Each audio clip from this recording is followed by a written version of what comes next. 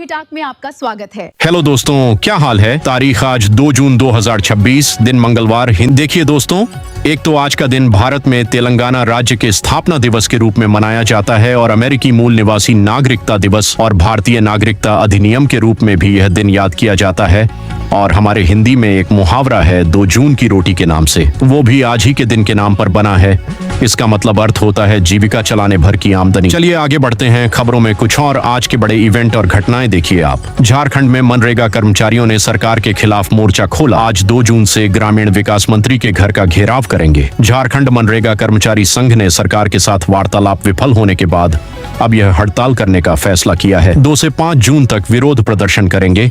वहीं मध्य प्रदेश में भी NHM यानी राष्ट्रीय स्वास्थ्य मिशन के 32,000 संविदा कर्मचारियों ने ऐलान किया 2 जून से अनिश्चितकालीन हड़ताल करेंगे और 8 जून को MP की राजधानी भोपाल में मुख्यमंत्री निवास का भी घेराव करेंगे। और मौसम विभाग की बड़ी चेतावनी आ रही है। आज 2 जून को अगले 21 घंटों के दौरान देश के 17 राज्यों में भारी बारिश, आंधी तूफान का अलर्ट रहेगा। 80 किलोमीटर प्रति घंटा की रफ्तार से तेज हवाएं भी चलेगी। तो आगे मैं आपको बताऊंगा और भी पूरे मौसम समाचार विस्तार से। फिलहाल देखिए, अमेरिका इजराइल ईरान जंग पर बड़ा अपडेट सामने आ रहा है। देखिए, एक रिपोर्ट में बड़ा दावा किया जा रहा है कि ईरान ने अमेरिका से सीजफायर की वार्तालाप ही रोक दी और होमस स्ट्रेट रूट को भी फिर से बंद करने की तैयारी कर रहा अब अमेरिका, क्योंकि पिछले कुछ घंटों के दौरान इजराइल ने लेबनान पर काफी बड़े हमले किए। इसके विरोध में अब लेबनान पर हमलों से भड़क गया ईरान और अमेरिका से बातचीत भी रोक दी और हॉर्मुज को भी फिर से बंद करने की धमकी दी है। यानी इन हालातों को देखते हुए लगता है कि यह युद्ध रुकने की बजाय और बढ़ सकता है, क्योंकि पिछले 12 घंटों में अमेरिका ने ईरान पर भी वापस हमला किया, ड्रोन नियंत्रण स्थलों को निशाना बनाया, हिजबुल्लाह पर आरोप लगाए और युद्ध विराम उल्लंघन का आरोप लगाते हुए इजराइल ने भी बैरूत पर हमले का आदेश दिया। ताबड़तोड़ हमलों से हिजबुल्लाह का खात्मा तय है, ये कहना है इजराइल के PM का। वहीं उधर ब्रिटेन का भी यह कहना है कि लेबनान पर इजराइल द्वारा किए जा रहे हमलों को रोके इजराइल। ब्रिटेन ने हिजबुल्लाह से भी हथियार छोड़ने की मांग की है।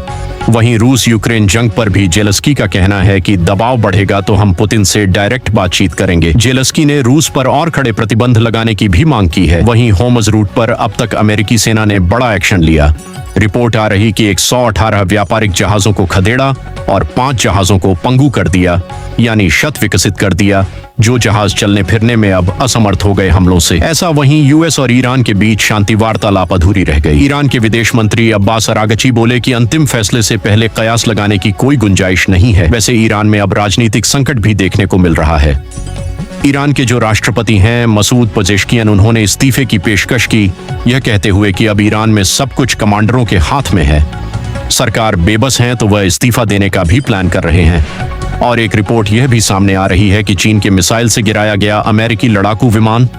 इजराइल ईरान तनाव के बीच एक रिपोर्ट में यह बड़ा दावा किया जा रहा है। तो दोस्तों, ये तो कुछ अंतर्राष्ट्रीय युद्ध का माहौल चल रहा है और चलिए आगे बढ़ते हैं खबरों में। देखिए आप अगला अपडेट। भारत इसी महीने 11-12 जून को नई दिल्ली में 13वें ब्रिक्स अर्बनाइजेशन फोरम की मेजबानी करेगा। और बड़ी खबर देखिए, कॉकरोच जनता पार्टी ने बड़ा ऐलान किया, 6 जून को भारत आ रहे हैं। इस पार्टी के फाउंडर अभिजीत डिब्बके हैं, दिल्ली के जंतर मंतर पर प्रदर्शन करेंगे। अभी वह अमेरिका में है, वहां से पढ़ाई कर रहे हैं। तो यह कॉकरोच जनता पार्टी सोशल मीडिया पर काफी ग्रो करने के बाद अब पार्टी के फाउंडर भारत लौटेंगे और नीट पेपर लीक, CBSI समेत कई मुद्दों, शिक्षा मंत्री धर्मेंद्र प्रधान के इस्तीफे को लेकर दिल्ली के जंतर मंतर पर प्रदर्शन करेंगे। अभी तक कॉकरोच जनता पार्टी के इंस्टाग्राम पर फॉलोअर्स की संख्या 2 करोड़ से पार पहुंच चुकी है। और खबर है गिग वर्कर्स के लिए गुड न्यूज, सरकार ने दिया मिनिमम सैलरी का सुरक्षा कवच।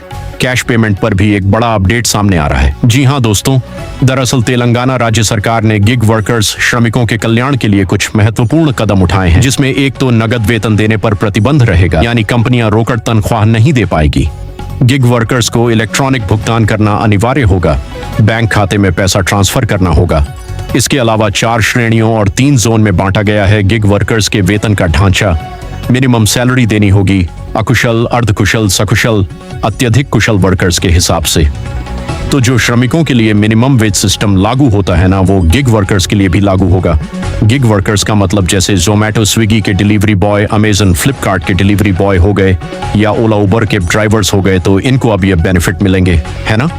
और बड़ी खबर आ रही है कि अब सिर्फ आधार कार्ड दिखाने से नेपाल में एंट्री नहीं मिलेगी। नेपाल की बालन सरकार की तरफ से नियम बदल दिया गया है।